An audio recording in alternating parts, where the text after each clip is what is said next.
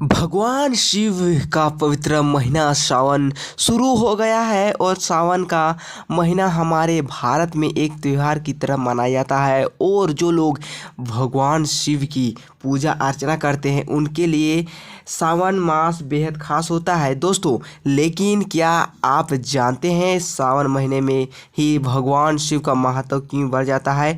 भगवान भोलेनाथ को ये सावन का महीना इतना ज़्यादा पसंद क्यों है? झारखंड के देवघर में स्थित बाबा वैद्यनाथ धाम का क्या है रहस्य? बहुत सारे पुरानी मान्यताएं और कथाएं इसके पीछे छिपी हुई है, जिसके बारे में मैं आपको बताने जा रहा हूँ। सो हेलो वेलकम दोस्तों, एक बार फिर से स्वागत करता हूँ मेरे इस यूट्यूब चैनल में।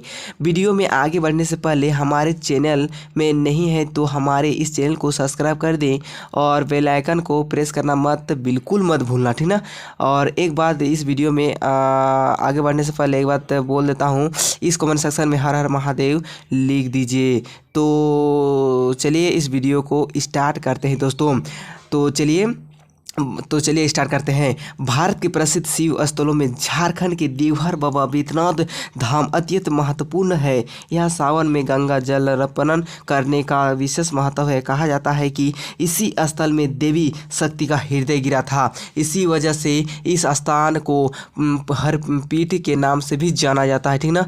और इसी कारण देश का पहला ऐसा स्थल है दोस्तों, झारखंड के देवघर जिला बाबा वैद्यनाथ धाम को विशाल शिव मंदिर सभी 12 ज्योतिर्लिंगों से अलग है।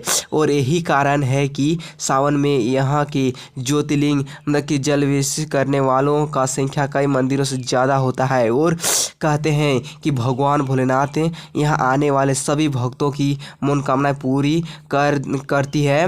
और इसलिए यहाँ के शिव लिंग को कांवरलिंग भी कहा जाता है। हर वर्ष यहाँ सावन के महीने में सावन मेला लगता है, जिसमें सभी भक्त बोल बम के जय जयकारा लगाते हुए भोलेनाथ का दर्शन करने आते हैं। सावन माह परशुराम होते ही एक माह तक यहाँ झारखंड के ही नहीं बल्कि पूरे भारत से शिव भक्त जल चढ़ाने आते हैं। यहाँ विश्व का एकमात्र मेला है जहाँ सभी एक ही रंग का कपड़ा पहनकर आते हैं। दोस्तों, सावन माह में आखिर ऐसा क्या बात है कि भगवान शिव को यहाँ ज़्यादा प्रिय क्यों है? पौराणिक कथा के अनुसार राजा दक्ष के पुत्री ने कई सालों तक स्थापित जीवन जिया था। उसके बाद ही हिमाचल राज्य की उन्हें पार्वती के रूप में जन्म लिया। और पवित्र में शिव विवाह उनके के लिए पूरे सावन महीने उन्हीं के दौरान ठोकरा कर तब उसकी ओर व्रत दिया क्या। और जिसे वसंत होने के बाद भगवान भोलेनाथ माता पार्वती से विवाह किया। आपने भरी अपने जीवन में पाके भगवान शिव प्रसन्न हुए और इस वजह से भी सावन मास उनके लिए बेहद खास है। उसी कहावत से ही भी भगवान भोलेनाथ सावन के महीने में ही धरती में आ कर अपने ससुराल में विचलन किए थे, जिसके बाद भगवान शिव का भक्त स्वागत जलाशय से किया गया। और कहा जाता है कि इसके बाद से जिला भी इसके परंपरा शुरू हो गई, जो आज तक भी जारी है। दोस्तों, देवघर के मंदिर की सबसे बड़ी विशेषताएं यह है कि यहाँ के सभी मंदिरों के शिव पर त्रिशूल नहीं पंचशूल लगे हैं। वैसे तो भगवान शिव के सभी मंदिरों में त्रिशूल लगा होता है, लेकिन देवघर के सभी मंदिरों पर पंचशूल लगे हैं और जिसे कि सुरक्षित कवच भी कहा जाता है। मान्यताएं हैं कि इसलिए सुरक्षित कवच कारण इस मंदिर आज तक किसी भी प्रकार के प्राकृतिक प्रकार नहीं हुआ है। पौराणिक कथा के अनुसार दशानन रावण भगवान शिव को प्रसन्न करने के लिए भूत कर रहा था। वो एक एक करके अपने सर के शिवलिंग पर चढ़ा कर रहा था। आपने 9 और सिर चढ़ाने के बाद रावण 10 काटने वाला था, तो भोलेनाथ को प्रसन्न होकर उसे दर्शन दिए और उसे चढ़ाने को कहा था। रावण ने ही लंका जाने का वरदान मांग लिया था, ठीक ना। और रावण के पास सोने की अलावा तीनों लोगों के शरण करने की भी शक्ति तो था, के साथ ही उसने कई देवताओं को भी कैद कर लंका में रखा हुआ था। और इसी वजह से रावण ने अच्छा जोता कि भगवान भोलेनाथ कैलाश को छोड़कर लंका में रहे। महादेव ने उसे इस मनोकामना को पूरा करने की ओर किया और शर्त भी रखे।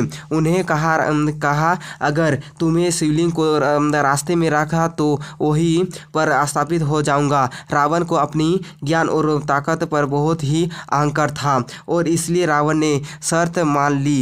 इस समस्या को समाधान के लिए सभी भगवान के लिए विष्णु के पास गया। तभी श्री हरि मतलब कि नीला रच लिया। भगवान ने विष्णु ने वरण नियुक्त को आसान के जरिए रावण के पीठ में सामने को कहा और कि शिवचरण वही बालक के रूप में धारण रास्ते में खड़े हो गए थे, ठीक ना। उसके बाद जब रावण शिवलिंग को लेकर लंका की ओर चला तो रावण विचलन होकर इधर उधर देखने लगा, क्योंकि भगवान शिव के अनुसार जहाँ पर शिवलिंग धरती पर रखा जाता था भगवान शिव वही स्थापित हो गया। इतने में रावण को नजरिए चरवेहे बेजू नामक बालक के रूप में खड़े हो गए। भगवान विष्णु पर पड़ी कि रावण ने उस बालक को बुलाकर उसे शिवलिंग पकड़ने को कहा और साथ ही यहाँ भी कहा कि बुलाकर भी शिवलिंग को जमीन में ना रखें। रावण शिवलिंग बालक को देखकर कि लघु शंख करने लगा, परंतु रावण की लघु शंखा रुकने का नाम ही नहीं लिया रही थी और इधर बेजू ने शिवलिंग को धरती पर रख कर उसे स्थापित कर दिया। जब रावण ने लौट कर आया तो शिवलिंग को उठा नहीं पाया, तो तब उसे भी भगवान की लीला समझ में आ गया और क्रोधित होकर शिवलिंग पर अपना अंगूठा दबाकर वहां से चला गया। और तभी से भगवान भोलेनाथ यहाँ पर कामनालिंग के रूप में देवघर में विराजमान है और यहाँ था को बैद्यनाथ धाम के रूप माना जाता है। और दोस्तों, क्या आपने बाबा बैद्यनाथ धाम के दर्शन किए हैं? अगर हाँ तो हमें कमेंट करके जरूर बताना।